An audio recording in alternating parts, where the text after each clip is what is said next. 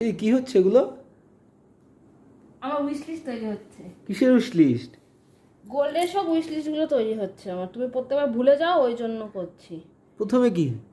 প্রথমে কি, এটা হচ্ছে চুল, এটা নেকলেস, এটা শাখা বাঁধানো, সেই প্রজাপতিওয়ালা শাখাটা দেখিয়েছিলাম না ওইটা, আর এটা হচ্ছে কি ক্যাটারপিলার রিং।